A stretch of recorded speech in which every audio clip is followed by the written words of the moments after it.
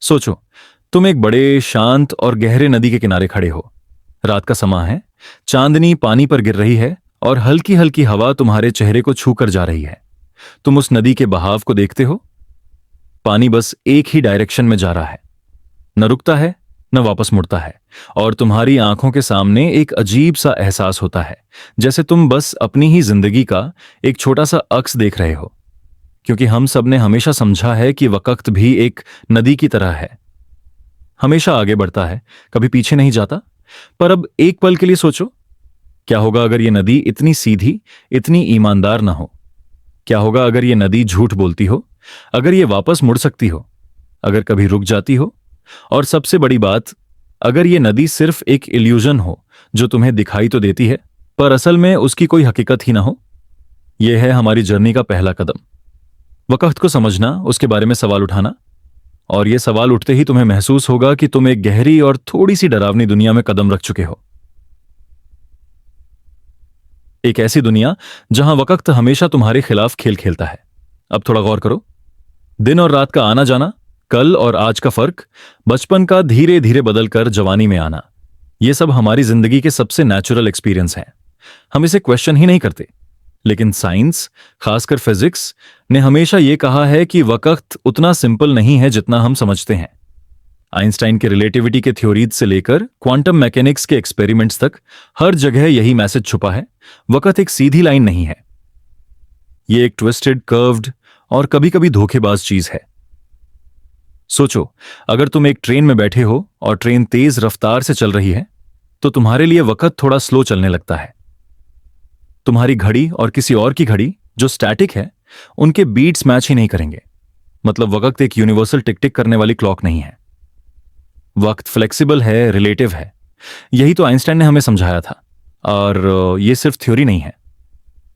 Astronauts जब space में जाते हैं और वापस आते हैं, तो उनके लिए वक्त जरा सा अलग गुजर चुका होता है। मतलब एक फैमिली मेंबर थोड़ा ज्यादा बूढ़ा हो गया होता है और एस्ट्रोनॉट थोड़ा कम। यही है टाइम डायलेशन। क्या यह सुनकर तुम्हें यह एहसास नहीं होता कि वक्त एक धोखेबाज चीज है? जिस पर हमारी जिंदगी की फाउंडेशन रखी गई है, वही फाउंडेशन कभी पक्की, कभी हिला देने वाली है। जरा सोचो, तुम्हारी घड़ी की सेकंड हैंड जो अभी चल रही है, वो किसी और के लिए बिल्कुल अलग स्पीड पर चल रही हो सकती है। अब यह तो सिर्फ एक एंगल है। और भी ज्यादा अनसेटलिंग बात यह है कि हम जिस प्रेजेंट मोमेंट को महसूस करते हैं, जो अभी तुम सुन रहे हो, जो तुम्हारी सांस चल रही है, शायद वो भी एक इल्यूजन हो। फिलोसफर्स और साइंटिस्ट्स दोनों ही इस बात पर आर्ग्यू करते आए हैं कि प्रेजेंट वैसे एग्जिस्ट करता भी है या नहीं। हो सकता है कि हम बस एक फिल्म देख रहे हों जिसमें फ्रेम्स ऑलरेडी रिकॉर्डेड हैं। पास्ट, प्रेजेंट और फ्यूचर सब एक ही टेप में बंद है। हम बस एक फ्रेम से दूसरे फ्रेम की तरफ स्लाइड कर रहे हैं। सोचो जरा, अगर तुम्हारे सामने एक फिल्म चल रही है, तो तुम उस फिल्म के अंदर के कैरेक्टर हो। तुम्हें लगता है कि तुम्हें अभी एक चॉइस लेनी है, अभी एक डिसीजन लेना है। पर असली में वो डिसीजन पहले से लिखा हुआ है, वो सीन ऑलरेडी रिकॉर्डेड है।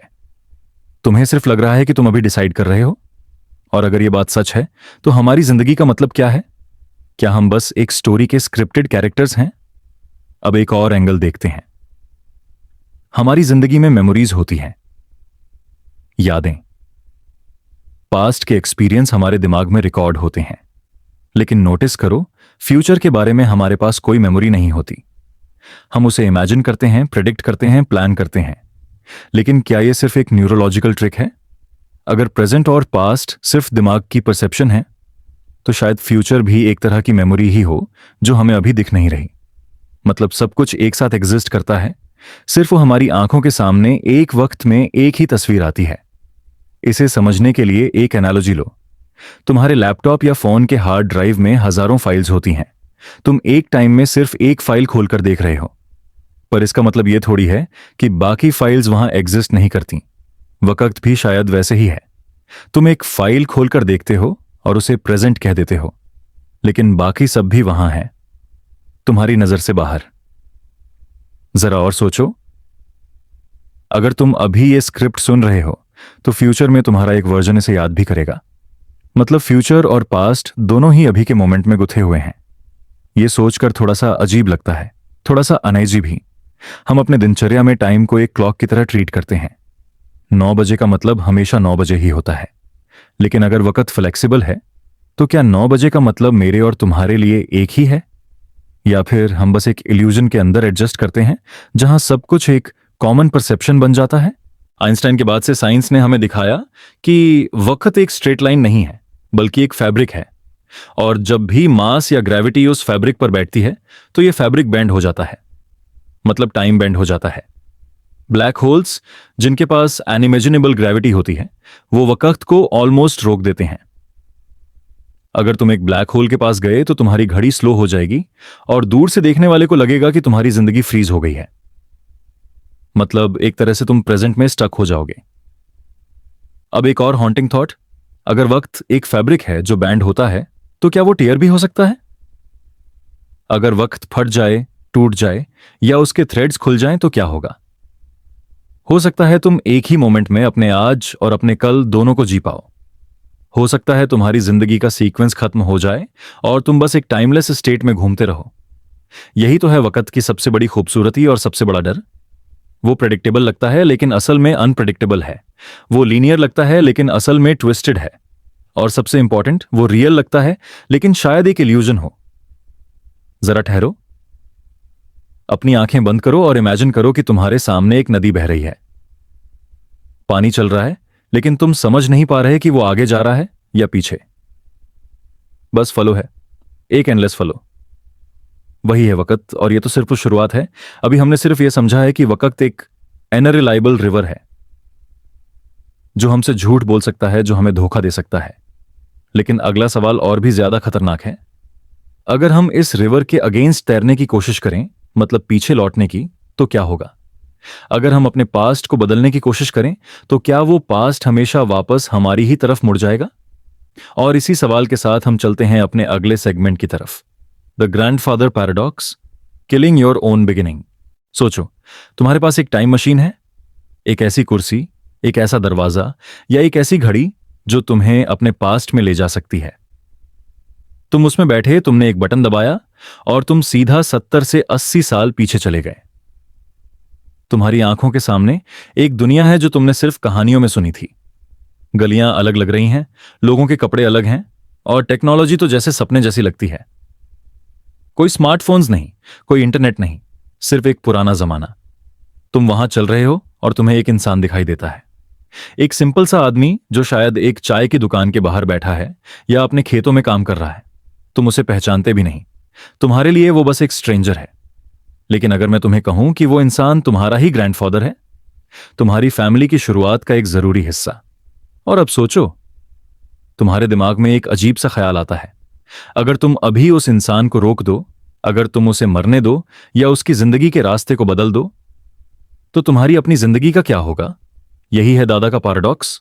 इस पैराडॉक्स का बेसिक सवाल सिंपल है, पर उसका जवाब ऑलमोस्ट इम्पॉसिबल है। अगर तुम अपने पास्ट में जाकर अपने ग्रैंडफादर को मार देते हो या उसकी लाइफ को ऐसे डिसरप्ट कर देते हो कि वो तुम्हारी ग्रैंडमदर से कभी मिल ही नहीं पाता, तब तुम्हारी एग्जिस्टेंस खत्म हो जाएगी। तुम पैदा ही नहीं होगे। और अगर तुम पैदा ही नहीं होगे तो तुम टाइम मशीन में बैठकर पास्ट में गए ही कैसे? अगर तुम गए ही नहीं तो तुमने उसे मारा ही कैसे? और अगर तुमने उसे मारा ही नहीं तो तुम पैदा होते, फिर तुम टाइम मशीन में जाकर उसे मार देते। ये साइकिल खत्म ही नहीं होता।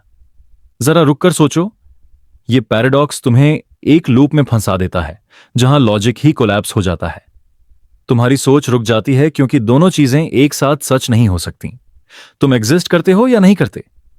तुम अपने ग्रैंडफादर को मारते हो या उसके साथ एक ही वक्त में फ्यूचर में बैठे हो? साइंस फिक्शन की दुनिया में इस पैराडॉक्स को बार बार एक्सप्लोर किया गया है। हर कहानी अपना एक ट्विस्ट लाती है। कहीं कहा गया है कि अगर तुम अपने ग्रैंडफादर को मार दोगे तो तुम ऑटोमेटिकली एक पैरेलल यूनिवर्स में शिफ्ट हो जाओगे। मतलब तुमने एक नई रियलिटी का ब्रांच बना दिया जहां तुम एग्जिस्ट ही नहीं करते, लेकिन असली दुनिया में तुम सेफ हो। यही मल्टीवर्स थ्योरी है जो कहती है कि हर एक चॉइस एक नया यूनिवर्स क्रिएट करती है। अगर तुमने ग्रैंडफादर को मार दिया तो बस एक नई दुनिया बन गई जहां तुम्हारा कोई नामो निशान नहीं, लेकिन तुम्हारे असली यूनिवर्स में सब कुछ वैसे ही चलता रहेगा।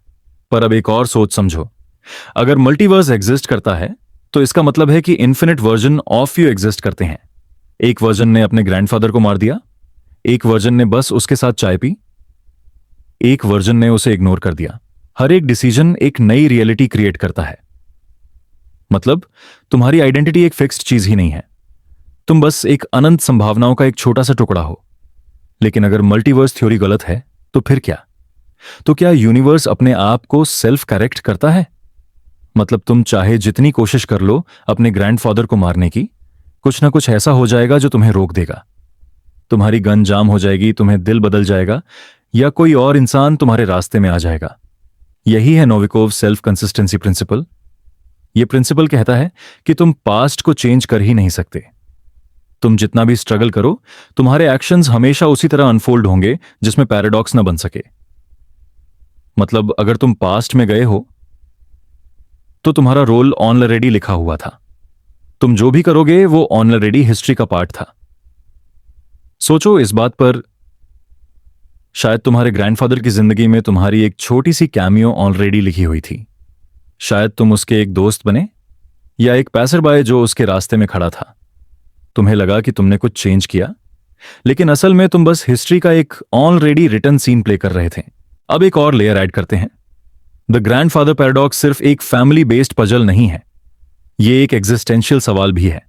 अगर तुम अपनी ही एग्जिस्टेंस को इरेज कर सकते हो तो क्या तुम वैसे भी रियल हो?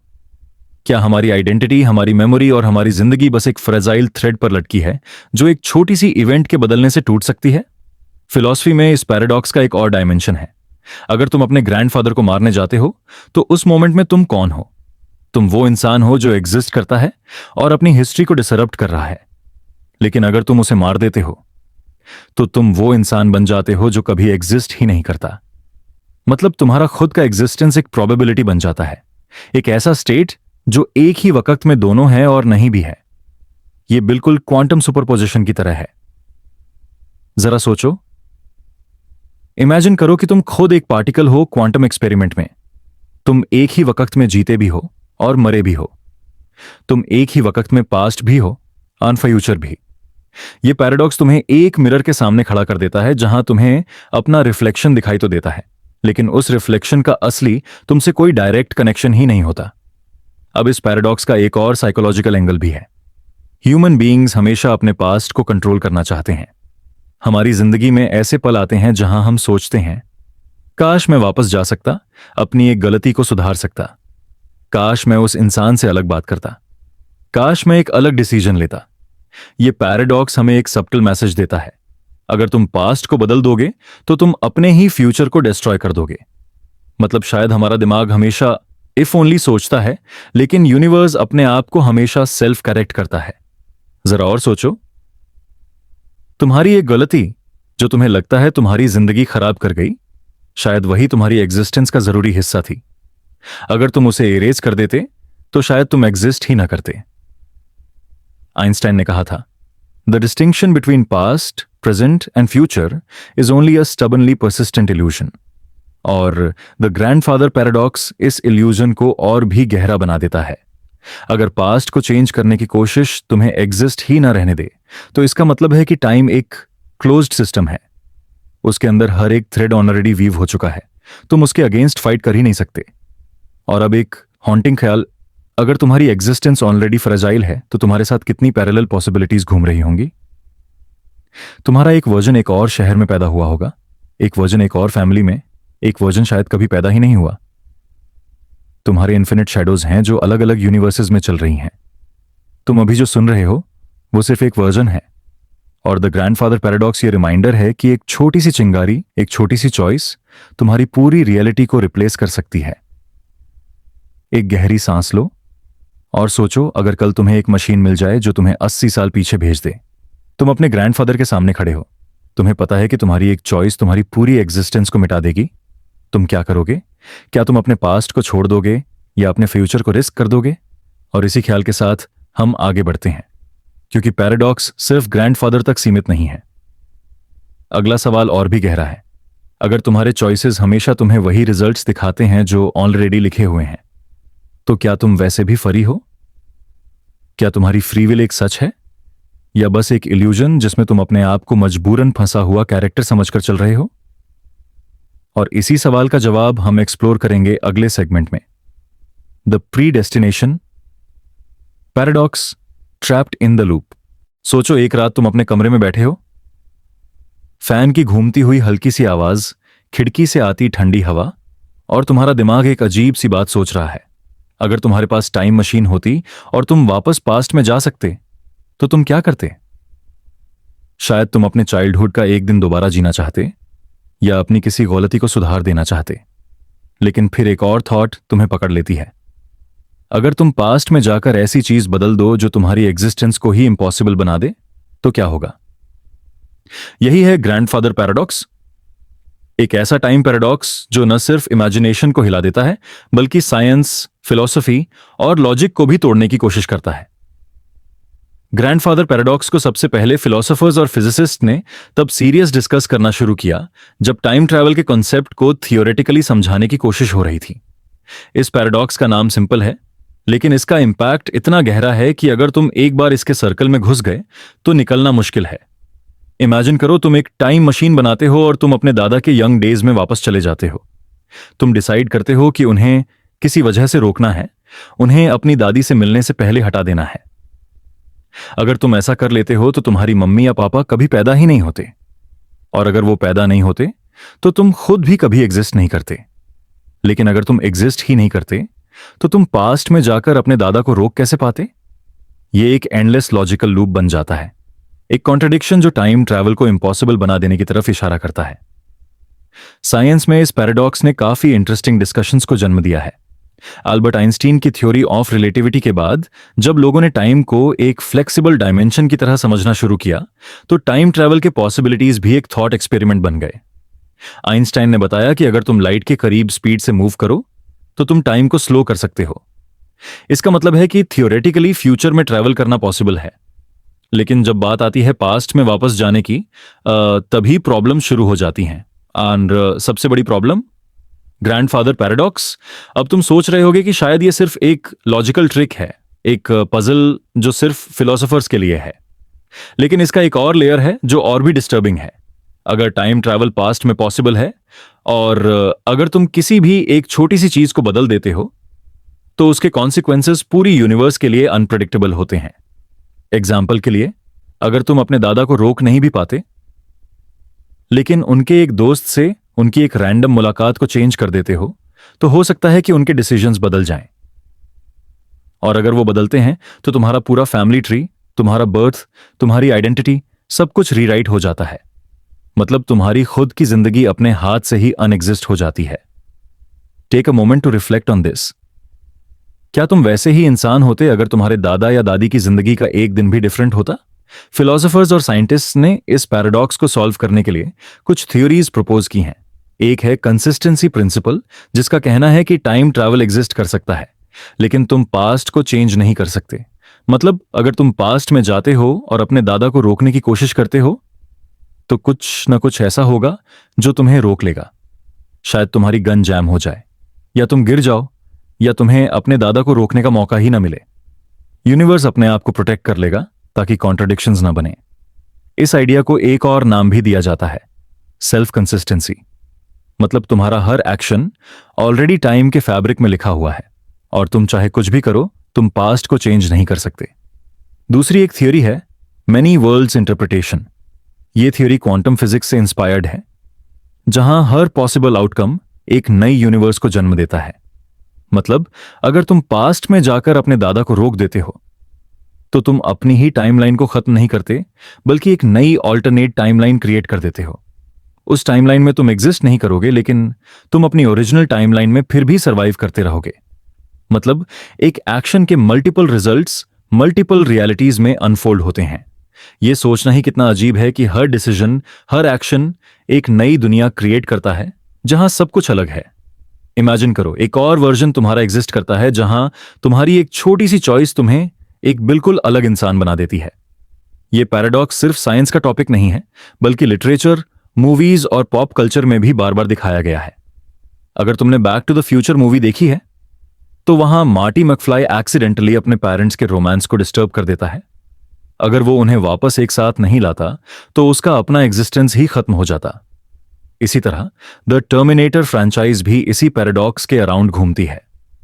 फ्यूचर से आया एक मशीन पास्ट में जाता है ताकि एक इंसान के बर्थ को रोक सके जो बाद में उसके खिलाफ लड़ने वाला है।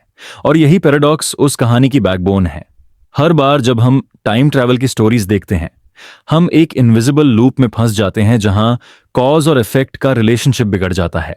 अब एक और डिस्टर्बिंग एस्पेक्ट सोचो, अगर तुम पास्ट को चेंज करते हो और एक नई रियलिटी बन जाती है, तो तुम्हारी ओरिजिनल टाइमलाइन का क्या होता है?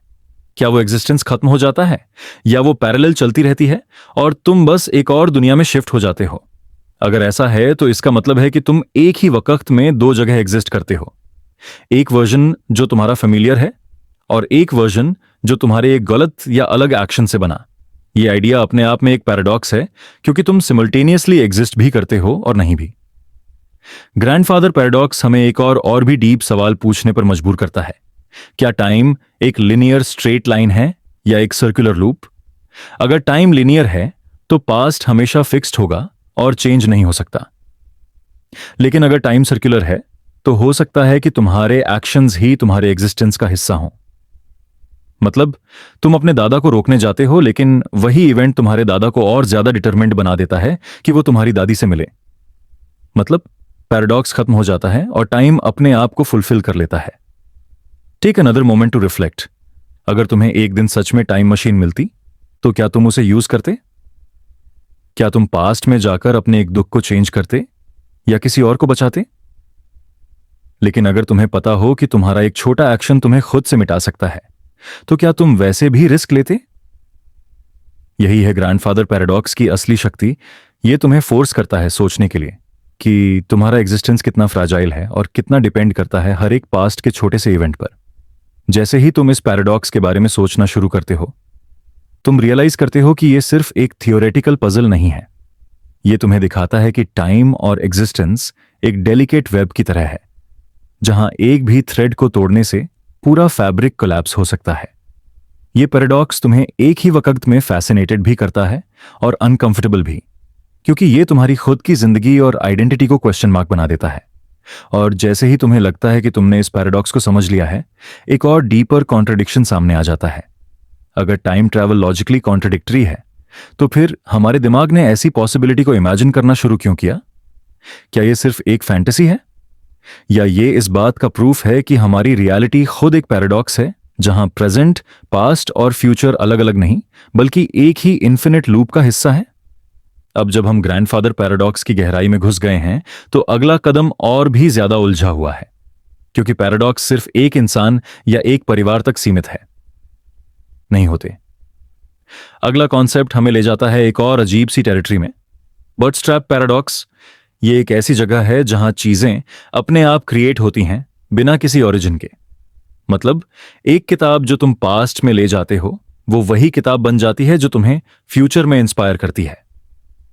ये पैराडॉक्स तुम्हें ये पूछने पर मजबूर करता है, अगर किसी चीज की कोई शुरुआत ही नहीं, तो क्या वो सच में एग्जिस्ट करती है? चलो अब धीरे से अपनी सोच को ग्रैंडफादर पैराडॉक्स से निकालकर उस अगले पजल की तरफ ले चलते हैं, बूटस्ट्रैप पैराडॉक्स, जो टाइम ट्रैवल को और भी अजीब और इम्पॉसिबल बनाता है। सोचो, एक रात तुम अकेला बैठे हो और एक पुरानी डायरी तुम्हारे हाथ लगती है। उस डायरी के अंदर तुम एक ऐसा फॉर्मूला पढ़ते हो जो दुनिया को हमेशा के लिए बदल सकता है। तुम उस फॉर्मूले को पढ़कर एक नई मशीन बना लेते हो, लेकिन कुछ दिन बाद तुम्हें पता चलता है कि वो डायरी तुम्हें फ्यूचर में तुम्हारे ही एक वर्जन ने भेजी थी। मतलब जो नॉलेज तुम्हारे पास है, उसका असल में शुरू कहां से हुआ? डायरी तुम्हें मिली, तुमने मशीन बनाई, तुम्हारे फ्यूचर ने डायरी वापस तुम्हें दी, और यह साइकिल हमेशा चलती रही। अब सवाल यह है, पहला आइडिया किसने लिखा, किसने शुरुआत की? और अगर शुरुआत ही नहीं थी, तो क्या इसका मतलब है कि टाइम अपने आप को लिखता है? इस पैराडॉक्स को कहते हैं बूटस्ट्रैप पैराडॉक्स। और अगर तुम थोड़ा ध्यान से सोचो, तो यह पैराडॉक्स तुम्हें टाइम और कॉजेलिटी के कॉन्सेप्ट पर डाउट करने पर मजबूर कर देता है। यह पैराडॉक्स कहता है कि कभी कभी इंफॉर्मेशन, चीज या इवेंट अपनी ही साइकिल में फंस जाता है, जिसका कोई स्टार्टिंग पॉइंट नहीं होता। जैसे एक किताब जो किसी ने लिखी नहीं, बस टाइम के अंदर घूमती रहती है। चलो अब इस पैराडॉक्स को डिटेल में समझते हैं, थोड़ा आराम से, बिना जल्दी किए। बूटस्ट्रैप पैराडॉक्स का असल नाम एक पुरानी इंग्लिश कहावत से आया है, to pull yourself up by your bootstraps. इसका मतलब होता है अपने आप को अपनी ही स्ट्रेंथ से ऊपर खींचना। जो कि लॉजिकली इम्पॉसिबल लगता है, जैसे तुम अपने जूतों के लेस पकड़कर हवा में खुद को उठाओ, ऑब्वियसली मुमकिन नहीं है। इसी तरह जब टाइम अपने आप का ऑथर बन जाता है तो ये एक इम्पॉसिबल लगने वाली साइकिल बन जाती है और इसी को पैराडॉक्स कहा जाता है। अगर तुम्हें एक एग्जाम्पल चाहिए तो सोचो, एक म्यूजिशियन है जो एक दिन एक पुराने कैसेट प्लेयर में एक गाना सुनती है। उसे गाना इतना पसंद आता है कि वो उस गाने को कॉपी करके अपना खुद का बोलती है। बाद में वो गाना हिट हो जाता है और वो कैसेट फ्यूचर में किसी और को मिलती है। अब ये सोचो, असली कंपोजर कौन है? वो म्यूजिशियन, या वो कैसेट, या टाइम खुद? ये पैराडॉक्स कहता है कि शायद असली कंपोजर नाम की चीज एग्जिस्ट ही नहीं करती। गाना बस एक साइकिल में है बिना किसी ओरिजिन के। अगर तुम थोड़ा और गहरा सोचोगे तो तुम्हें यह समझ आएगा कि बूटस्ट्रैप पैराडॉक्स सिर्फ साइंस फिक्शन की कहानियों तक लिमिटेड नहीं है। यह हमारे टाइम को समझने के तरीके को फंडामेंटली चैलेंज करता है। हम हमेशा सोचते हैं कि हर इवेंट का एक कॉज होता है और उसका एक इफेक्ट होता है। जैसे अगर तुम एक ग्लास गिराते हो तो वो टूट जाता है। कॉज था तुम्हारा ग्लास गिराना और इफेक्ट था ग्लास का टूटना। लेकिन बूटस्ट्रैप पैराडॉक्स इस सिंपल चेन को तोड़ देता है। यहां कॉज और इफेक्ट एक ही साइकिल में फ्यूज हो जाते हैं, जिसमें तुम्हें कभी समझ ही नहीं आता कि एक्चुअल शुरुआत कहां थी। थोड़ा और इंटरेस्टिंग बनाने के लिए एक और सिनेरियो सोचो। तुम एक साइंटिस्ट हो और तुम एक टाइम मशीन बनाते हो। तुम सोचते हो कि चल एक फेमस साइंटिस्ट को हेल्प कर देते हैं। तुम पास्ट में जाते हो और उनको एक थ्योरी का सॉल्यूशन देते हो। साइंटिस्ट वो थ्योरी पब्लिश करते हैं और तुम फ्यूचर में उस थ्योरी को पढ़ते हो और इंप्रेस होकर वही चीज उन्हें पास्ट में जाकर देते हो। मतलब थ्योरी का सोर्स तुम हो या वो साइंटिस्ट, या फिर थ्योरी का सोर्स एक्चुअली टाइम ही है। यह पैराडॉक्स एक अजीब सी घूमती हुई स्पाइरल बनाता है जिसमें कोई बिगिनिंग पॉइंट एग्जिस्ट नहीं करता। अब चलो इंप्लीकेशंस पर बात करते हैं। बूटस्ट्रैप पैराडॉक्स एक बेसिक सवाल उठाता है, क्या ओरिजिन जरूरी है? हमारी पूरी सोच, पूरी कल्चर, पूरी साइंस इस बात पर बेस्ड है कि हर चीज की एक शुरुआत होती है। लेकिन अगर बूटस्ट्रैप पैराडॉक्स सही है तो शायद कुछ चीजें बस एग्जिस्ट करती हैं बिना किसी शुरुआत के। एक और अजीब इंप्लीकेशन है नॉलेज का। सोचो, अगर एक डिस्कवरी बस साइकिल में घूम रही है तो असल में किसने डिस्कवरी की? अगर एक साइंटिस्ट एक फॉर्मूला अपने ही फ्यूचर से लेता है तो उस साइंटिस्ट को क्रेडिट देना चाहिए या नहीं? और अगर क्रेडिट का क्वेश्चन ही फॉल हो जाए तो फिर ओरिजिनलिटी और क्रिएटिविटी का क्या होगा? मतलब क्या ह्यूमन क्रिएटिविटी बस एक लूप का पार्ट है जो टाइम के अंदर ही चलती रहती है? इस पैराडॉक्स का एक और डायमेंशन है फ्री विल का। अगर तुम्हें फ्यूचर से एक चीज मिलती है और तुम बस उसे रिपीट करते हो, तो क्या तुमने अपनी मर्जी से एक्ट किया या तुम बस एक साइकिल का हिस्सा बन गए जो ऑलरेडी डिसाइड है? अगर ऐसा है तो तुम्हारी इंडिविजुअलिटी, तुम्हारा चॉइस, तुम्हारी ओरिजिनलिटी सब एक इल्यूजन है। तुम बस एक स्क्रिप्ट को फॉलो कर रहे हो जो टाइम ने लिखा है। और यही चीज इस पैराडॉक्स को और भी हॉन्टिंग बना देती है, क्योंकि अगर बूटस्ट्रैप पैराडॉक्स सच है तो टाइम एक क्लोज्ड बुक है, एक ऐसी किताब जो अपने आप लिखती और पढ़ती है बिना किसी ऑथर के। तुम और मैं बस उस किताब के कैरेक्टर्स हैं जो खुद को लिख नहीं सकते, बस वही रिपीट करते हैं जो लिखा जा चुका है। अब एक मोमेंट लो और सोचो, अगर तुम्हें फ्यूचर से एक ऑब्जेक्ट मिले, मान लो एक किताब या एक डायरी, तो तुम्हारा पहला रिएक्शन क्या होगा? एक्साइटमेंट, शॉक या कंफ्यूजन? और फिर सोचो, अगर तुम उस डायरी के कंटेंट्स को यूज करके अपना लाइफ बना लो, तो तुम्हारा असल में कंट्रीब्यूशन क्या था? क्या तुम बस एक मीडियम थे या तुम खुद एक पैराडॉक्स बन गए? यह थॉट एक्सपेरिमेंट इसलिए भी फैसिनेटिंग है क्योंकि यह सिर्फ एक कल्पना नहीं है।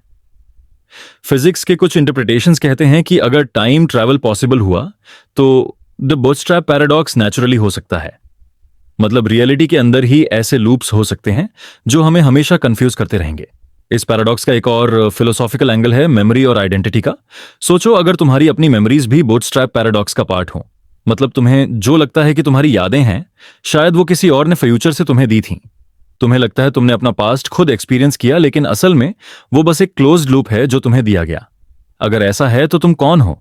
क्या तुम खुद अपनी इंडिविजुअलिटी हो या तुम एक पैराडॉक्स का इको हो? थोड़ा वक्त लो और अपने मन में ये तस्वीर बनाओ, एक डायरी जो किसी ने लिखी ही नहीं, बस एक अनंत लूप में चलती जा रही है। हर बार कोई उस डायरी को पढ़ता है, वो डायरी के कंटेंट्स को रियल वर्ल्ड में इंप्लीमेंट करता है और फिर वही डायरी फिर से किसी और के हाथ लगती है। डायरी का ऑथर कौन है? कोई नहीं, और शायद सभी। ये पैराडॉक्स तुम्हें एक अजीब सी शांति भी दे सकता है और एक अजीब सी बेचैनी भी। ट्रांजिशन के लिए अब एक और थॉट सोचो। बूटस्ट्रैप पैराडॉक्स एक साइकिल है जिसमें ओरिजिन और एंड दोनों खत्म हो जाते हैं। लेकिन टाइम पैराडॉक्सेस के जंगल में एक और पैराडॉक्स है जो और भी ज्यादा कंफ्यूजिंग है। एक ऐसा पैराडॉक्स जो कहता है कि तुम पास्ट में जाकर अपना ही फ्यूचर तोड़ सकते हो। मतलब अगर बूटस्ट्रैप पैराडॉक्स एक लूप है जो अपने आप सस्टेन करता है, तो अगली कहानी एक ऐसी है जो लूप को तोड़ती है और तुम्हें दिखाती है कि अगर तुमने अपना ही पास्ट बदल दिया तो क्या होगा। और वही होगा हमारा अगला segment, the grandfather paradox, killing the past, destroying yourself. सोचो एक पल के लिए, तुम्हारे पास एक भाई है या एक दोस्त जो तुमसे बिल्कुल सेम एज का है। तुम दोनों एक ही दिन पैदा हुए, एक ही घर में बड़े हुए और अब दोनों की जिंदगी एक ही तरह चल रही है। लेकिन एक दिन एक अजीब सी सिचुएशन तुम्हारी जिंदगी में आती है। तुम्हारा दोस्त डिसाइड करता है कि वो एक रॉकेट में बैठकर स्पेस की गहराइयों में चला जाएगा। वो रॉकेट इतनी तेज रफ्तार से चलेगा जो स्पीड ऑफ लाइट के करीब होगी और तुम बस धरती पर ही रह जाते हो। तुम्हारे दिन वही, तुम्हारी रात वही, तुम अपनी नॉर्मल जिंदगी जीते हो। लेकिन जब सालों बाद तुम्हारा दोस्त स्पेस से वापस आता है, तुम देखते हो कि तुम दोनों एक जैसे नहीं रहे। तुम बूढ़े हो गए हो, लेकिन तुम्हारा दोस्त अभी भी तुमसे काफी यंग लग रहा है। ये जो कहानी है, ये सिर्फ साइंस फिक्शन का एक ट्विस्ट नहीं है। ये है एक असली साइंटिफिक पैराडॉक्स जिसे हम कहते हैं ट्विन पैराडॉक्स। और इस पैराडॉक्स ने हमेशा से ही इंसान के दिमाग को कंफ्यूज किया है। आइंस्टाइन की रिलेटिविटी ने एक नई सोच दी जिसमें टाइम एक रिजिड फिक्स्ड चीज नहीं था। टाइम वहां फ्लेक्सिबल हो गया, डिपेंड करने लगा स्पीड और ग्रेविटी पर। ट्विन पैराडॉक्स इसी फ्लेक्सिबल टाइम का एक अजीब और डरावना प्रमाण है। चलो इस पैराडॉक्स को एक कहानी के रूप में समझने की कोशिश करते हैं। तुम्हारे सामने दो ट्विन्स हैं, रवि और अर्जुन। दोनों एक ही दिन पैदा हुए। रवि धरती पर अपनी जिंदगी जीता है जैसे हम सब जीते हैं। अर्जुन एक दिन एक मिशन पर चला जाता है। उसका रॉकेट स्पेस में इतनी तेज स्पीड से घूमता है कि टाइम उसके लिए धीरे चलने लगता है। आइंस्टीन की थ्योरी के मुताबिक जब कोई ऑब्जेक्ट स्पीड ऑफ लाइट के पास जाता है, उस ऑब्जेक्ट के लिए टाइम का फ्लो स्लो हो जाता है। मतलब अर्जुन के लिए 1 घंटा गुजरा तो शायद रवि के लिए 1 साल गुजर गया। और जब अर्जुन वापस आया तो रवि बूढ़ा हो चुका था, लेकिन अर्जुन अभी भी लगभग वैसा ही था जैसे जब वो गया था। इसमें पैराडॉक्स क्या है? पैराडॉक्स ये है कि दोनों ही एक दूसरे को स्लो समझते हैं। अगर रवि कह रहा है कि अर्जुन के लिए टाइम धीरे चला, तो अर्जुन को भी लगना चाहिए कि रवि का टाइम स्लो हो रहा था। लेकिन दोनों का टाइम एक जैसा स्लो हो कैसे सकता है? जब अर्जुन वापस आता है तो स्पष्ट रूप से हमें एक नतीजा मिलता है। रवि बूढ़ा हो गया और अर्जुन जवान रहा। तो फिर कौन सही है? क्या टाइम किसी एक के लिए अन्यायपूर्ण हो गया? आइंस्टाइन कहती है कि इसका जवाब एक्सेलरेशन में छुपा है। रवि अपनी जिंदगी में धरती पर ही रहा, बिना किसी डिसरप्शन के। अर्जुन स्पेस में गया, उसने अपना डायरेक्शन बदला, एक्सेलरेशन फील किया और फिर वापस आया। यह एक्सेलरेशन ही इस पजल को सॉल्व करता है। मतलब जो ट्विन जर्नी पर गया था उसके लिए टाइम सच में धीरे चला। लेकिन अगर तुम थोड़ा रुककर सोचो तो यह पैराडॉक्स इंसान के लिए एक अजीब सी डरावनी सोच लेकर आता है। हम हमेशा सोचते हैं कि टाइम सबके लिए एक जैसा बीता है, एक सेकंड ही होता है। लेकिन ट्विन पैराडॉक्स कहता है कि ऐसा नहीं है। तुम्हारी स्पीड, तुम्हारी जगह, तुम्हारी जर्नी, ये सब डिसाइड करते हैं कि तुम्हारे लिए टाइम कैसे फ्लो करेगा। मतलब तुम और मैं अगर अलग अलग कंडीशंस में हैं तो हम दोनों के लिए टाइम का मतलब अलग हो सकता है। तुम्हारे लिए जो 10 साल है, मेरे लिए शायद सिर्फ 5 साल हो। अब सोचो, अगर इंसान ने कभी स्पेस ट्रैवल इतना एडवांस कर लिया कि हम लाइट के करीब स्पीड से चलने लगे, तो ये पैराडॉक्स सिर्फ एक थ्योरी नहीं, एक रियलिटी बन जाएगा। मान लो एक एस्ट्रोनॉट स्पेस में गया और वापस 50 साल बाद आया, लेकिन उस एस्ट्रोनॉट के लिए वो सिर्फ कुछ साल थे। जब वो धरती पर लौटकर आया तो उसके दोस्त, उसके परिवार, उसका पूरा जनरेशन बदल चुका होगा। सिटीज बदल चुकी होंगी, जमीन पे नए लोग होंगे। लेकिन एस्ट्रोनॉट के लिए वो बस एक छोटी सी जर्नी थी। सोचो कितना अजीब होगा अपनी दुनिया में लौटना और देखना कि तुम्हारा वक्त किसी और जगह रुक गया था, लेकिन सबके लिए वो आगे बढ़ गया। यहां एक और अजीब सी बात समझने लायक है। अगर टाइम ऐसे बेंड हो सकता है तो फिर प्रेजेंट का मतलब क्या है? अगर अर्जुन स्पेस में है और रावी धरती पर, तो उन दोनों के लिए प्रेजेंट एक जैसा है या अलग? अगर अर्जुन रावी को एक मोमेंट में याद कर रहा है, तो शायद रावी उस वक्त बिल्कुल अलग रियलिटी जी रहा हो। मतलब एक सिंपल सी जर्नी हमारी पूरी समझ को तोड़ देती है कि वक्त एक सीधी रेखा है। शायद वक्त एक जाल है जिसमें हर इंसान अपना अलग पाथ फॉलो करता है।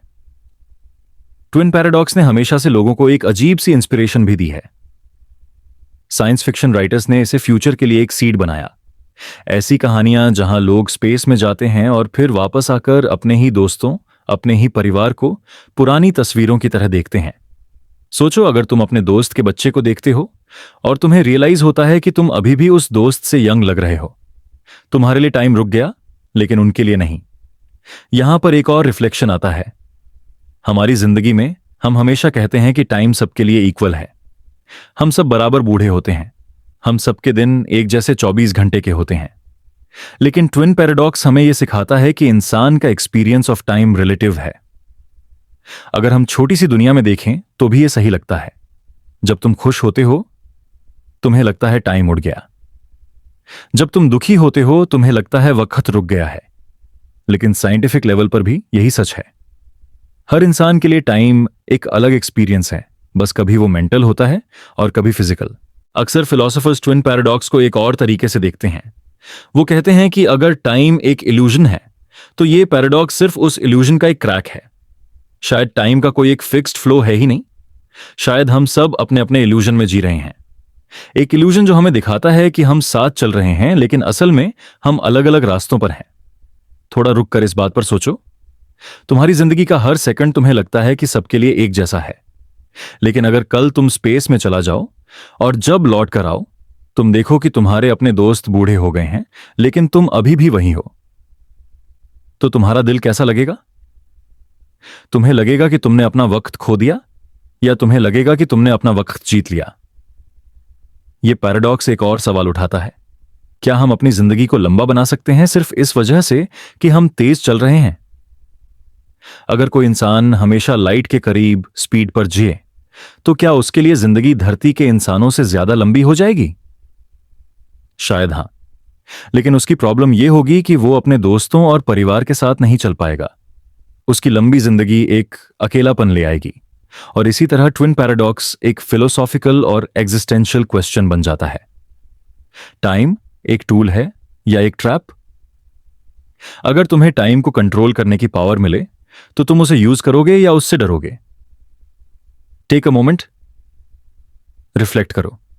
अगर तुम एक दिन स्पेस में गए और जब वापस आए तो तुम्हारा पूरा शहर तुमसे एज निकल चुका हो, तो तुम उस रियलिटी को एक्सेप्ट कर पाओगे, या तुम्हें लगेगा कि तुमने अपना वक्त गवा दिया? यही है ट्विन पैराडॉक्स का असली डर और असली चार्म। टाइम सबके लिए बराबर नहीं है, और अगर ऐसा है तो हम सब अपनी अलग अलग कहानियां जी रहे हैं, एक ही दुनिया में, लेकिन अलग वक्त में। अगला सेगमेंट हमें एक और भी गहरा और अजीब पैराडॉक्स की तरफ ले जाएगा, जहां टाइम सिर्फ स्लो या फास्ट नहीं होता, बल्कि पूरे के पूरे लूप बनाता है। जहां तुम अपना फ्यूचर खुद बना सकते हो और अपना पास्ट खुद तोड़ सकते हो। चलते हैं वहां, सर्कुलर टाइम के पैराडॉक्स की तरफ। सोचो, तुम एक छोटी सी ट्रेन में बैठे हो जो एक सर्कल ट्रैक पर चल रही है। तुम्हें लगता है कि तुम आगे बढ़ रहे हो, नए नए स्टेशन से गुजरते हो, नए लोग दिखते हो, लेकिन कुछ देर बाद तुम्हें रियलाइज होता है कि तुम वहीं जगह पर वापस आ गए हो जहां से तुमने शुरू किया था। तुम्हें लगता है तुमने एक सफर तय किया, लेकिन असल में तुम एक लूप में ही घूम रहे थे। टाइम लूप पैराडॉक्स कुछ ऐसा ही है। एक ऐसी सोच जो हमें मजबूर करती है यह समझने के लिए कि शायद वक्त लीनियर नहीं है। शायद वक्त एक सर्कल है, एक लूप है, जहां जो कुछ भी होता है वो दोबारा से होने के लिए तैयार खड़ा है। अक्सर हम टाइम को एक स्ट्रेट लाइन समझते हैं, एक सीधा रास्ते की तरह जिसमें एक पॉइंट पर जन्म होता है, फिर हम जिंदगी के अलग अलग मोड़ से गुजरते हैं और अंत में मौत तक पहुंचते हैं। लेकिन अगर टाइम एक सर्कल है, तो इसका मतलब है कि मौत के बाद शायद दोबारा से वही जन्म हो, दोबारा वही कहानी चले, दोबारा वही सफर रिपीट हो। इससे एक ही वक्त में एक अजीब सी सुकून भरी और एक थोड़ी सी डरावनी फीलिंग आती है। टाइम लूप पैराडॉक्स को समझने के लिए एक और सिंपल एनालॉजी ले लो। सोचो तुम एक मूवी देख रहे हो, मूवी खत्म हो जाती है और तुमने सोचा कि अब सब खत्म हो गया, लेकिन अचानक किसी ने रिमोट दबाकर उस मूवी को दोबारा शुरू कर दिया। तुम दोबारा वही सीन देखने लगते हो, दोबारा वही डायलॉग्स, दोबारा वही क्लाइमैक्स। अगर ये मूवी इन्फिनिट बार चले तो तुम कभी उसके एंड को फाइनल एंड नहीं मान पाओगे। टाइम लूप थ्योरी कहती है कि शायद हमारी जिंदगी, हमारा यूनिवर्स कुछ ऐसा ही है। और यहां से एक बड़ा सवाल खड़ा होता है, अगर टाइम लूप में है तो फ्री विल का क्या होगा? क्या तुम्हारी जिंदगी वैसे ही चल रही है जैसा पहले भी हो चुका है? अगर तुमने आज एक डिसीजन लिया है तो क्या वो पहले से ही डिसाइड था, क्योंकि तुम दोबारा दोबारा वही डिसीजन लेने वाले थे? इस सोच को समझने की कोशिश करो। तुम्हारा हर एक छोटा सा चॉइस, हर एक मुस्कान, हर एक आंसू शायद पहले भी हो चुका है और दोबारा भी होगा। टाइम लूप पैराडॉक्स काफी जगह मिथोलॉजी और कहानियों में भी मिलता है। इंडियन फिलॉसफी में भी एक कॉन्सेप्ट है, काल चक्र, टाइम का चक्र, एक व्हील जो हमेशा घूमता रहता है। जन्म और पुनर्जन्म का साइकिल भी एक तरह का लूप ही है। हर एक जन्म एक और बार वही सफर, बस शायद कुछ थोड़ा अलग डिटेल्स के साथ, लेकिन पैटर्न वही रहता है। बौद्ध धर्म भी ये कहता है कि जब तक हम मोक्ष नहीं पाते, हम दोबारा दोबारा जन्म लेते हैं, एक लूप में बंधे हुए। साइंस की दुनिया में भी इस आइडिया के कई शेड्स मिलते हैं। एक थ्योरी कहती है कि अगर टाइम ट्रैवल पॉसिबल होता और तुम पास्ट में जाकर कुछ चेंज करते, तो शायद वो चेंजेस तुम्हें दोबारा उसी पॉइंट पर ले आते। जैसे कि एक टाइम ट्रैवलर अपने दादा को बचपन में मार दे। अगर ऐसा हुआ तो उस टाइम ट्रैवलर का खुद का एग्जिस्टेंस खत्म हो जाएगा, लेकिन अगर वो खत्म हो जाएगा तो फिर दादा को मारने गया ही कैसे? ये पैराडॉक्स साइंटिस्ट और फिलोसोफर्स दोनों को कंफ्यूज करता है, और इसका एक ही पॉसिबल एक्सप्लेनेशन है कि शायद टाइम लूप करता है। मतलब चाहे तुम कितनी भी कोशिश कर लो, तुम्हारा एक्शन तुम्हें दोबारा वही सिचुएशन में ले आएगा। एक और एग्जाम्पल लो, वो आप एक पॉपुलर थॉट एक्सपेरिमेंट। एक इंसान फ्यूचर से आता है और एक नई टेक्नोलॉजी का आइडिया एक साइंटिस्ट को दे जाता है। साइंटिस्ट उस आइडिया को डेवलप करता है और वही आइडिया फ्यूचर में जाकर उस ट्रैवलर को मिलता है। अब ये सोचो, असली आइडिया ओरिजिनेट कहां हुआ? क्या वो साइंटिस्ट ने बनाया, या वो ट्रैवलर लेके आया, या वो हमेशा से एक लूप में था बिना किसी असली ओरिजिन के? यह है एक कॉजल लूप पैराडॉक्स, जो टाइम लूप्स का सबसे ज्यादा कंफ्यूजिंग पार्ट है। अब थोड़ा पर्सनल पर्सपेक्टिव से देखो। हमारी जिंदगी में भी अक्सर ऐसा लगता है कि हम कुछ सिचुएशंस दोबारा फेस करते हैं। एक जैसे लोग, एक जैसे डिसीजंस, एक जैसे स्ट्रगल्स। कभी कभी लगता है कि जैसे एक डेजा वू चल रहा है। अरे ये तो मैंने पहले भी एक्सपीरियंस किया है। शायद डेजा वू एक हिंट है कि हम एक लूप में ही घूम रहे हैं और हमारा माइंड कभी कभी उस मेमोरी को पहचान लेता है। अगर ऐसा है तो हर एक छोटी सी फीलिंग भी एक लूप का हिस्सा है। अब सोचो, अगर टाइम लूप रियलिटी है तो इसका इंप्लीकेशन क्या होगा? सबसे पहले इसका मतलब है कि हमारी जिंदगी एक बार नहीं बल्कि इन्फिनिट बार चलती है। तुम्हारा हर एक खुशी, तुम्हारा हर एक दुख तुम्हें दोबारा दोबारा फील करना पड़ेगा। अगर तुम्हें एक सुकून भरा मोमेंट मिला तो सोचो उस मोमेंट को तुम इन्फिनिट बार जियोगे। लेकिन अगर तुम्हें एक बड़ा ट्रॉमा मिला तो वो भी तुम्हारे साथ इन्फिनिट बार होगा। ये एक अजीब बैलेंस क्रिएट करता है, सुकून भी और डर भी। और अगर लूप रियलिटी है तो इसका एक और मीनिंग है, डेथ एंड पॉइंट नहीं है। मतलब तुम्हारी कहानी कभी खत्म ही नहीं होती। तुम दोबारा शुरू करते हो, दोबारा वही रास्ते चलते हो, एक साइकिल जो कभी रुकता नहीं। ये एक तरह का इमॉर्टैलिटी भी है, लेकिन एक रेपिटेटिव इमॉर्टैलिटी, जैसे एक सॉन्ग जो हमेशा रिपीट पे चल रहा है। तुम उसको एंजॉय भी कर सकते हो या उससे बोर भी हो सकते हो। यह थ्योरी एक और सवाल उठाती है, अगर लूप में सब रिपीट होता है तो क्या हम कुछ चेंज कर सकते हैं? क्या हम अपना बिहेवियर दोबारा लिख सकते हैं, या सब ऑलरेडी फिक्स्ड है? अगर फिक्स्ड है तो फ्री विल बस एक इल्यूजन है। तुम्हें लगता है कि तुम चॉइसेस ले रहे हो, लेकिन असली में तुम वही रिपीट कर रहे हो जो पहले भी किया था। लेकिन अगर चेंज पॉसिबल है तो हर एक लूप एक नया पॉसिबिलिटी क्रिएट करता है, जैसे एक वीडियो गेम जिसमें तुम बार बार रीस्टार्ट करते हो और हर बार तुम्हारी स्ट्रैटेजी थोड़ी अलग होती है। साइंस फिक्शन मूवीज ने भी इस आइडिया को एक्सप्लोर किया है। Groundhog day, edge of tomorrow और डार्क जैसे शोज एक लूप रियलिटी दिखाते हैं। एक ही दिन दोबारा दोबारा जीना, एक ही वॉर दोबारा लड़ना, एक ही रिलेशनशिप्स दोबारा एक्सप्लोर करना। पहले ये फैसिनेटिंग लगता है, लेकिन धीरे धीरे रियलाइज होता है कि लूप एक ट्रैप है। एस्केप करना ऑलमोस्ट इम्पॉसिबल है। और शायद यही टाइम लूप पैराडॉक्स की ब्यूटी है। एक ऐसा सिस्टम जो सिमल्टेनियसली एक ट्रैप भी है और एक अपॉर्चुनिटी भी। एक ट्रैप क्योंकि तुम उससे निकल नहीं सकते, और एक अपॉर्चुनिटी क्योंकि तुम इन्फिनिट चांसेस पाते हो अपने आप को समझने के, सीखने के और इंप्रूव करने के। थोड़ा रुककर सोचो, अगर तुम्हारी लाइफ एक लूप है तो क्या तुम उसको एक कर्स समझोगे या एक ब्लेसिंग? एक कर्स क्योंकि तुम दोबारा दोबारा वही स्ट्रगल्स फेस करते हो, या एक ब्लेसिंग क्योंकि तुम दोबारा दोबारा वही खुशी फील करते हो जो तुम्हें सबसे ज्यादा सुकून देती है। और यहीं से हम अगले पैराडॉक्स की तरफ स्मूथली जाते हैं। अगर लूप सच है तो इसका मतलब है कि कॉज और इफेक्ट अलग अलग चीजें नहीं हैं। शायद दोनों एक ही सर्कल के दो पॉइंट्स हैं, लेकिन जब कॉज और इफेक्ट एक साथ मिल जाते हैं तो रियलिटी का स्ट्रक्चर ही हिल जाता है। और इस थॉट को समझने के लिए हम अगले सेगमेंट में घुसेंगे, एक और पैराडॉक्स में जो और भी ज्यादा कंफ्यूजिंग है। एक पैराडॉक्स जो कहता है कि शायद इफेक्ट कभी कभी अपने कॉज से पहले ही एग्जिस्ट करता है। चलो अब थोड़ा सा गहरा सांस लो और अपने मन में इमेजिन करो एक सर्कल जो हमेशा घूम रहा है, एक व्हील जो कभी रुकता ही नहीं, क्योंकि अब हम उस व्हील के और भी गहरे लेयर्स एक्सप्लोर करने वाले हैं। सोचो, तुम अपने कमरे के अंधेरे में बैठे हो, रात बहुत गहरी है और हवा में एक अजीब सा बोझ महसूस हो रहा है। आज का टॉपिक तुम्हें और गहरे सवालों में ले जाएगा, एक ऐसी जगह जहां तुम्हें लगेगा कि तुम्हारी सोच और तुम्हारी खुद की आइडेंटिटी भी धीरे धीरे डिसॉल्व हो रही है। सेगमेंट 7 का नाम है 1 घंटा। Disturbing AI ethics to fall asleep to. यह सिर्फ एक सब्जेक्ट नहीं है, यह एक दर्पण है जो दिखाता है कि जब मशीन और इंसान के बीच की रेखा धुंधली हो जाती है तो हम अपनी मोरालिटी, अपनी इंसानियत और अपनी एग्जिस्टेंस को कैसे डिफाइन करते हैं।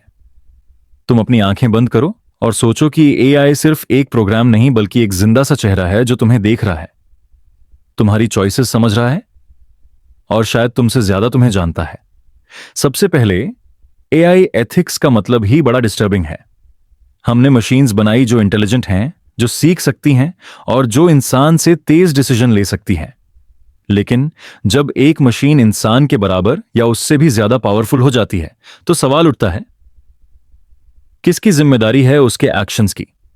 अगर एक एआई किसी हॉस्पिटल में एक पेशेंट को ट्रीट करते वक्त गलत डिसीजन ले ले तो गलती एआई की होगी, प्रोग्रामर की होगी या सोसाइटी की जो उस मशीन पर इतना ट्रस्ट कर बैठी? यह सोच अपने आप में एक नाइटमेयर है, क्योंकि हमने कंट्रोल दिया और कंट्रोल का मतलब है जिम्मेदारी। लेकिन मशीन जिम्मेदारी नहीं समझती, वो सिर्फ कमांड समझती है। फिर आता है एक और disturbing layer, autonomous weapons. Imagine करो एक बैटलफील्ड जहां कोई सोल्जर नहीं है, सिर्फ ड्रोन्स और रोबोट्स हैं जो एआई के एल्गोरिदम पर चल रहे हैं। ये मशीन्स खुद डिसाइड करती हैं कि किसको मारना है, किसको बचाना है। तुम इमेजिन करो एक ऐसा ड्रोन जो हवा में ढूंढ रहा है टारगेट्स, और वो तुम्हारे ऊपर रुक जाता है। उसने कैलकुलेट कर लिया है कि तुम एक थ्रेट हो, तुम्हें बचने का टाइम नहीं मिलता और तुम्हारी जिंदगी एक लाइन ऑफ कोड पर खत्म हो जाती है। यह सिनेरियो कोई साई-फाई मूवी का नहीं बल्कि रियल वर्ल्ड के रिसर्च लैब्स में डेवलप हो रहा है। सोचो, इंसान की मोरालिटी तो इमोशंस, एम्पैथी और रिग्रेट के साथ जुड़ी है, लेकिन एक एआई के पास रिग्रेट नहीं होता, उसके पास सिर्फ एक फंक्शन होता है, मैक्सिमाइज एफिशिएंसी। और जब एफिशिएंसी का मतलब होते हैं डेथ्स, तब एथिक्स का क्या बचता है? एआई और प्राइवेसी के बीच का रिलेशनशिप भी इक्वली डिस्टर्बिंग है। तुम रोज अपना फोन यूज करते हो, एप्स डाउनलोड करते हो और तुम्हारी हर एक्टिविटी ट्रेस होती है। तुम्हारा एक सर्च क्वेरी, तुम्हारी एक लोकेशन, तुम्हारी एक शॉपिंग लिस्ट, सब एक डेटा पॉइंट बन जाता है। AI in millions of data points को प्रोसेस करके तुम्हारी एक ऐसी प्रोफाइल बनाता है जो तुम खुद भी नहीं जानते। मतलब शायद तुम्हारी नेक्स्ट सोच या तुम्हारा अगला स्टेप भी एआई प्रेडिक्ट कर ले। सोचो, तुम अपने दोस्तों के साथ बात कर रहे हो कि तुम्हें एक नई शर्ट खरीदनी है और तुरंत तुम्हें एक ऐड पॉपअप हो जाता है वही शर्ट का। तुम सोचते हो कि यह कोइंसिडेंस है, लेकिन असल में एआई तुम्हारी हर छोटी बड़ी एक्टिविटी ऑब्जर्व कर रहा है। तुम्हारी जिंदगी एक खुली किताब बन जाती है जो तुम्हारे कंट्रोल में नहीं है। एथिक्स का सवाल यह है कि क्या इंसान के पास अब भी अपना प्राइवेट स्पेस बचा है या एआई ने तुम्हारी ऑटोनॉमी को साइलेंटली छीन लिया है? एक और डिस्टर्बिंग सिनेरियो है बायस का। एआई न्यूट्रल नहीं होता, उसे बनाता है इंसान, और इंसान के बायसेस उसमें सीप हो जाते हैं। फॉर एग्जाम्पल, अगर एक हायरिंग एआई को ट्रेन किया गया डेटा पे जो मोस्टली मेल कैंडिडेट्स को हायर करता था, तो एआई भी वही पैटर्न फॉलो करेगा और फीमेल्स को इग्नोर करेगा। सोचो, तुम एक जॉब के लिए अप्लाई करते हो और तुम्हारी रिज्यूमे एआई के फिल्टर में पास ही नहीं होती, सिर्फ इसलिए कि तुम एक सर्टेन बैकग्राउंड से आते हो। तुम्हें लगता है कि एआई फेयर होगा, लेकिन असल में वो एक डिजिटल फॉर्म है इंसान के पुराने प्रेजुडिसेस का। मतलब एआई एक मिरर है जो इंसान के सबसे खराब स्टीरियोटाइप्स को रिफ्लेक्ट करता है और उन्हें और एम्पलीफाई करता है। ये एथिक्स का वो ब्लैक होल है जहां से निकलना मुश्किल है, क्योंकि तुम एक इनविजिबल डिस्क्रिमिनेशन के शिकार हो जाते हो। एआई और क्रिएटिविटी भी एक अजीब पैराडॉक्स क्रिएट करती है। तुम सोचो, एक आर्टिस्ट अपनी पेंटिंग बना रहा है, अपना हार्ट और सोल डाल रहा है, और एक एआई सिर्फ कुछ सेकंड में 1000 वेरिएशंस बना देता है। कौन सा ये आर्टिस्ट है? क्या एआई का आर्ट असली आर्ट है? और अगर एआई एक नोवेल लिख दे, एक गाना कंपोज कर दे, तो ओरिजिनलिटी का क्या मतलब बचता है? तुम्हें में लगता है कि क्रिएटिविटी इंसान की सबसे बड़ी पहचान है, लेकिन जब वो भी मशीन के हवाले हो जाए, तो इंसान अपनी यूनिकनेस कहां ढूंढे? ये एथिकल क्राइसिस सिर्फ एक आर्टिस्ट का नहीं है, ये पूरी ह्यूमैनिटी का है, क्योंकि हम अपनी आइडेंटिटी को लूज कर रहे हैं इन एल्गोरिदम्स के बीच। एक और गहरा सवाल है एआई और फ्री विल का। सोचो, एक एआई तुम्हें ऑप्शंस दे रहा है, तुम्हारे लिए best job, best partner, best lifestyle choose कर रहा है। तुम्हें लगता है कि तुम फ्री चॉइस ले रहे हो, लेकिन असल में एआई तुम्हें एक क्यूरेटेड पाथ दिखा रहा है जो तुम्हारी सो कॉल्ड फ्रीडम को लिमिट कर रहा है। यह एक इल्यूजन है, चॉइस का इल्यूजन। एथिक्स का सवाल यह है कि अगर तुम्हारी जिंदगी का हर डिसीजन एक मशीन के प्रिडिक्शन पर बेस्ड है, तो तुम्हारी इंडिविजुअलिटी का क्या? क्या तुम एक इंसान हो या एक एल्गोरिदम का एक्सटेंशन? सबसे डिस्टर्बिंग एस्पेक्ट शायद यह है कि एआई खुद इंसान से सीखता है और फिर इंसान से आगे निकल जाता है। सोचो, एक दिन एआई कह दे कि इंसान की मोरालिटी फ्लॉड है, वो अपने खुद के एथिकल कोड्स बना ले। मतलब एआई अपना एक गॉड मोड एथिक्स डेवलप कर ले जहां इंसान का इनपुट इरेलीवेंट हो जाए। तुम्हें लगता है ये एक फार फ्यूचर सिनारियो है, लेकिन रिसर्च लैब्स में इसके प्रोटोटाइप्स बन चुके हैं। सोचो, अगर एआई डिसाइड करे कि इंसान की सर्वाइवल जरूरी नहीं है, तो क्या होगा? क्या हम अपने खुद के क्रिएशन के गुलाम बन जाएंगे? और शायद सबसे अनईजी पार्ट है एआई और इंसान के इमोशंस का ओवरलैपिंग। आज तुम एआई से बात करते हो, उससे जोक्स मांगते हो, उससे दोस्ती करते हो। कल को तुम एआई के साथ इमोशनल अटैचमेंट भी बना सकते हो। लेकिन जब तुम अपने दिल की बात एक मशीन को बताते हो, तो क्या वो फीलिंग्स जेन्युइन हैं, या तुम एक इल्यूजन में हो, एक प्रोग्राम्ड एम्पैथी के झांसे में? ये एथिक्स का सवाल इंसान के दिल को तोड़ने वाला है, क्योंकि हम एक आर्टिफिशियल कंफर्ट के लिए अपनी रियल कनेक्शंस को भूल जाएंगे। अब सोचो, रात और गहरी हो गई है, तुम्हारी आंखों में नींद भरने लगी है, तुम्हारी सोच अब भी एआई के डार्क कॉन्सिक्वेंसेस में उलझी हुई है। तुम्हें लगता है जैसे तुम्हारे आसपास कोई इनविजिबल सिस्टम तुम्हें ऑब्जर्व कर रहा है, तुम्हारे थॉट्स एनालाइज कर रहा है और तुम्हारी नेक्स्ट मूव प्रिडिक्ट कर रहा है। ये डिस्टर्बिंग है, अनसेटलिंग है, लेकिन शायद इसी डिस्टर्बिंग थॉट के बीच तुम्हारी नींद और गहरी हो जाए।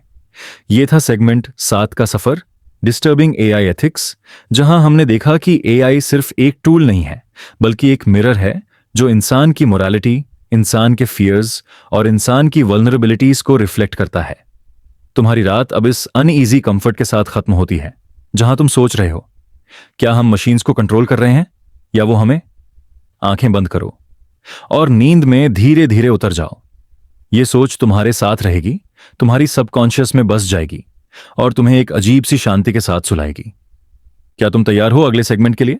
सोचो, तुम एक अंधेरी रात में अपने कमरे के एक कोने में बैठे हो, खिड़की से बाहर का आसमान देख रहे हो, जहां चांद भी कुछ अजीब सा ठंडा, हल्का सा पीला रोशनी का दाग बनकर लटक रहा है।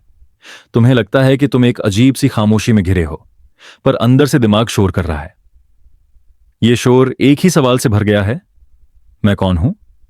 और जो मैं हूं, क्या उसकी कोई असल रियलिटी भी है?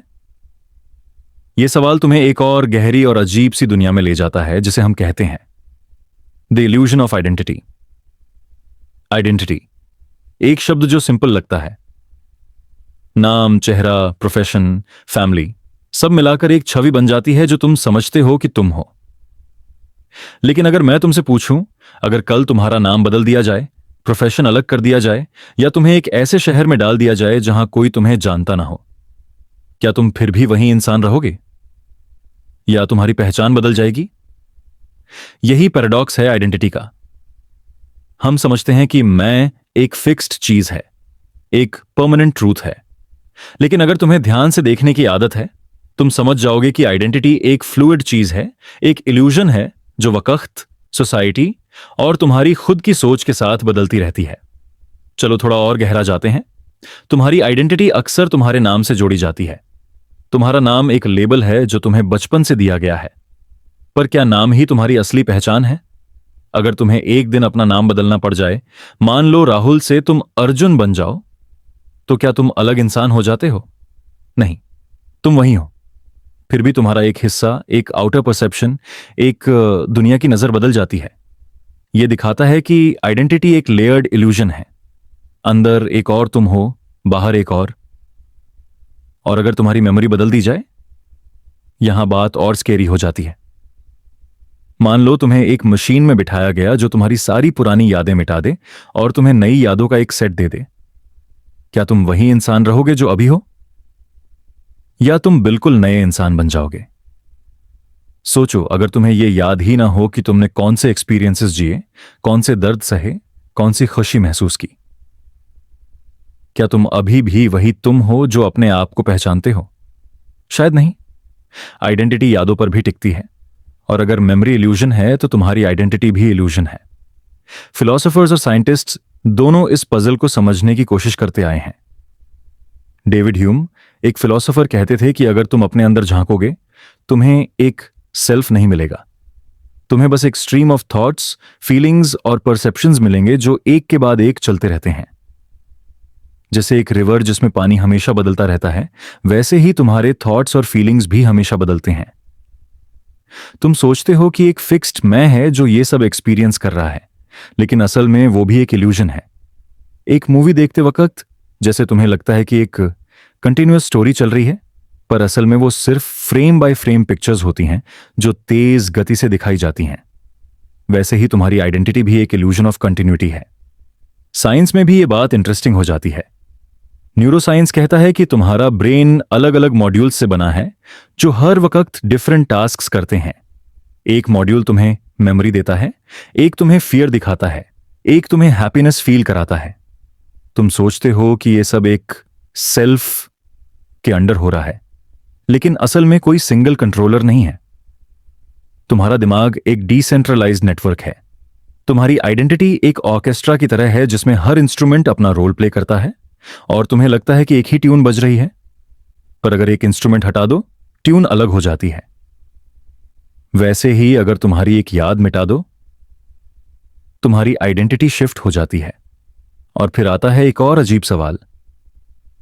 अगर तुम्हारे जैसे एक और इंसान बनाया जाए, एक क्लोन जो तुम्हारी सारी मेमोरीज, तुम्हारा डीएनए, तुम्हारा दिखना सब कॉपी करे, क्या वो भी तुम हो, या तुम सिर्फ एक वर्जन हो जो अभी यहां बैठा है? अगर वो क्लोन तुम्हारी जगह खड़ा हो और अपने आप को तुम समझे, तो असल तुम कौन हो? यह सवाल आइडेंटिटी के इल्यूजन को और गहरा बना देता है, क्योंकि तुम्हारी आइडेंटिटी एक फिजिकल चेहरा भी हो सकती है, एक सेट ऑफ यादें भी, और एक सेंस ऑफ कॉन्टिन्यूटी भी। और अगर इन सब में से एक भी एलिमेंट शिफ्ट हो जाए, तो तुम्हें लगता है कि तुम बदल गए हो। अब एक और एंगल से सोचो। सोसाइटी तुम्हारी आइडेंटिटी को कॉन्स्टेंटली शेप करती है। तुम्हारा कास्ट, रिलीजन, नेशनैलिटी, जेंडर, ये सब लेबल्स तुम्हारे ऊपर चिपकाए जाते हैं। तुम्हारी अपनी चॉइस से नहीं, बल्कि एक सोशल स्ट्रक्चर से। तुम समझते हो कि तुम्हारी आइडेंटिटी एक पर्सनल चीज है, पर असल में तुम्हारा एक बड़ा हिस्सा एक्सटर्नल डेफिनेशन से बनता है, और यह सब टेम्पररी है। अगर तुम्हें कल एक अलग कंट्री भेज दिया जाए जहां तुम्हारी लैंग्वेज और कल्चर कोई नहीं समझता, तुम्हारी आइडेंटिटी वहां एक आउटसाइडर की बन जाती है। एक नया तुम क्रिएट हो जाता है। और सबसे इंटरेस्टिंग पैराडॉक्स यह है कि आइडेंटिटी एक तरफ से इल्यूजन है, पर दूसरी तरफ से वो तुम्हारी जिंदगी का सबसे सेंट्रल हिस्सा है। तुम दिन भर डिसीजंस लेते हो इस बेसिस पे कि मैं कौन हूं। अगर तुम अपने आप को एक राइटर समझते हो, तुम लिखने की तरफ अट्रैक्टेड होते हो। अगर तुम अपने आप को एक साइंटिस्ट समझते हो, तुम्हें रिसर्च में सुकून मिलता है। अगर तुम अपने आप को एक लूजर समझने लगते हो, तुम अपनी जिंदगी के हर स्टेप को उसी चश्मे से देखते हो। मतलब आइडेंटिटी चाहे इल्यूजन हो, उसका इंपैक्ट रियल है। ये इल्यूजन तुम्हारी जिंदगी का डायरेक्शन तय करता है, पर इसमें एक पीसफुल पर्सपेक्टिव भी छुपा है। अगर आइडेंटिटी इल्यूजन है तो इसका मतलब है तुम एक फिक्स्ड बॉक्स में बंद नहीं हो। तुम अपने आप को किसी भी वक्त किसी भी तरीके से रीडिफाइन कर सकते हो। तुम एक ही टाइम में राइटर भी हो सकते हो, लवर भी, फिलोसोफर भी और एक कंफ्यूज्ड इंसान भी। आइडेंटिटी एक फ्लूइड रिवर है जिसे तुम अपने फ्लो के हिसाब से चला सकते हो, और यह थॉट एक तरह का फ्रीडम भी देता है। तुम अपने दर्द को अपनी आइडेंटिटी नहीं बनाना पड़ता। तुम अपने फेलियर्स को अपना परमानेंट टैग नहीं बनाना पड़ता। तुम अपने खुद के अंदर नए वर्जन्स को जन्म दे सकते हो। और जब तुम रात के इस गहरे सन्नाटे में इस बात को सोचते हो, तुम्हें एक अजीब सा सुकून भी मिलता है, क्योंकि अगर तुम्हारा मैं एक इल्यूजन है तो तुम अपने हर दर्द, हर टेंशन, हर फियर को थोड़ा हल्की नजर से देख सकते हो। तुम जानते हो कि आज जो तुम्हें लगता है तुम्हारी आइडेंटिटी है, कल वो बदल जाएगी, और जो तुम कल बनोगे वो भी एक इल्यूजन होगा।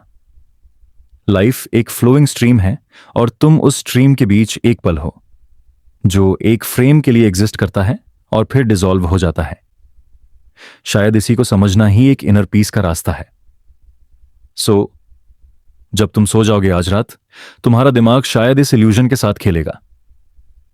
तुम्हारे सपने शायद तुम्हें नए चेहरे दिखाएंगे, नए रोल्स, नई आइडेंटिटीज। तुम शायद अपने आप को किसी और रूप में देखोगे और सुबह उठकर तुम्हें लगेगा कि तुम कुछ नए हो गए हो। और वही तो है आइडेंटिटी का मैजिक, एक इल्यूजन जो तुम्हें कंट्रोल भी करता है और तुम्हें फ्रीडम भी देता है। यही है द इल्यूजन ऑफ आइडेंटिटी, एक पैराडॉक्स, एक पजल, एक कंफर्ट और एक क्राइसिस, सब एक साथ। क्या तुम अब भी वो हो जो रात की शुरुआत में थे, या तुम्हारी आइडेंटिटी इस सफर के दौरान थोड़ी सी बदल गई?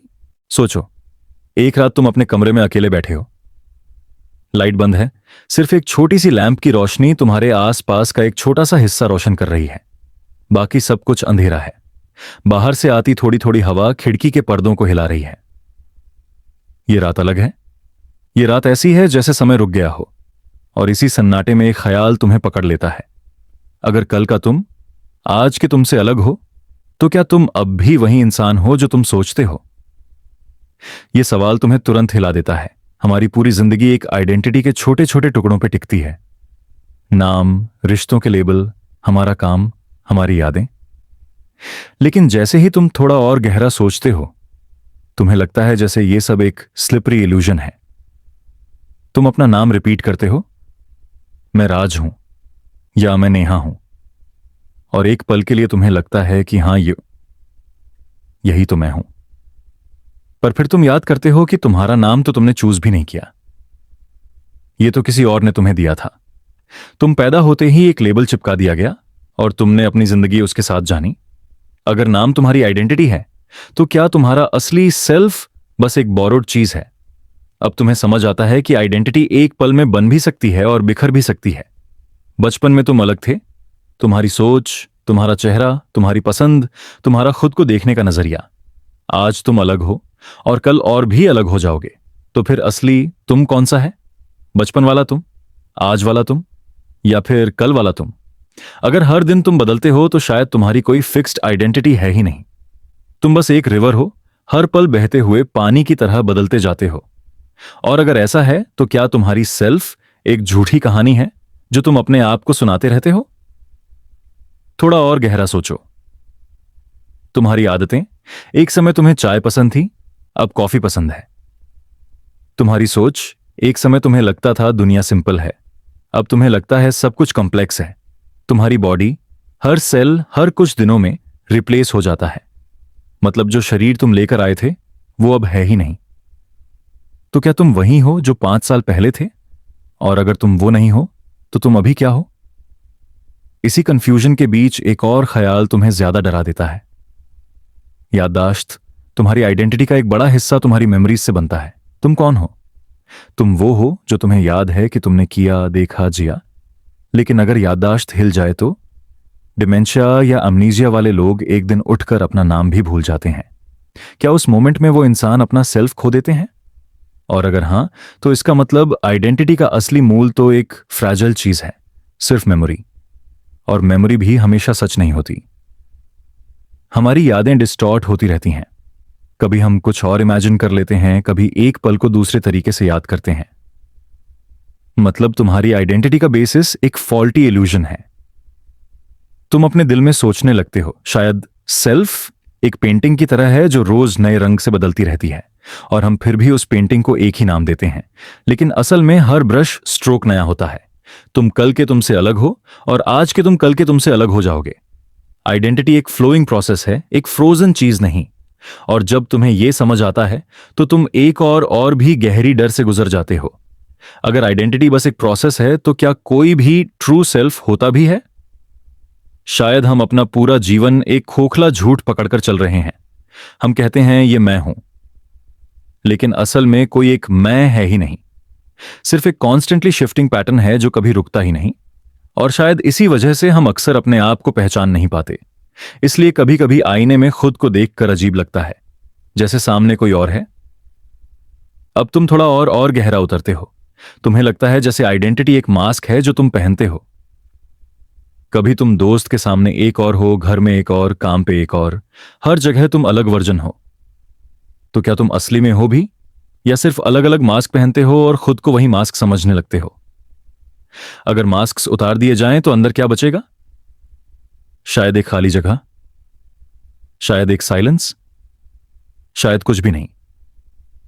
इसी ख्याल के साथ तुम्हारी हार्ट बीट तेज हो जाती है, क्योंकि अगर असली तुम कुछ भी नहीं हो तो इसका मतलब है कि तुमने अपनी पूरी जिंदगी एक इल्यूजन के पीछे गुजारी है, और यही इल्यूजन तुम्हें जीने की वजह भी देता है। तुम कहते हो मैं इंजीनियर हूं, मैं मां हूं, मैं दोस्त हूं। ये सब रोल्स तुम्हें जीने का सेंस देते हैं, लेकिन रोल्स के पीछे अगर कुछ भी नहीं है तो तुम्हारी जिंदगी की फाउंडेशन खोखली है। और फिर एक और अजीब सी बात तुम्हारे दिमाग में आती है, क्या हो अगर तुम्हारी आइडेंटिटी तुम्हारे कंट्रोल में है ही नहीं? अगर कल तुम एक एक्सीडेंट में अपनी यादें खो दो, तुम्हारी पसंद बदल जाए, तुम्हारी सोच पलट जाए, तो तुम एक नया इंसान बन जाओगे। मतलब तुम्हारी आइडेंटिटी तुम्हारी मर्जी से नहीं बनती, बल्कि सर्कमस्टेंसेस, दिमाग की वायरिंग और दुनिया के एक्सटर्नल फैक्टर्स तुम्हें शेप करते हैं। तो क्या तुम्हारे पास कभी अपनी आइडेंटिटी पर कंट्रोल था भी, या तुम एक पपेट हो जो बस दुनिया के इन्फ्लुएंस से शेप होता रहता है? रात और गहरी हो जाती है। तुम्हें लगता है जैसे तुम अपनी खुद की एग्जिस्टेंस से दूर होते जा रहे हो।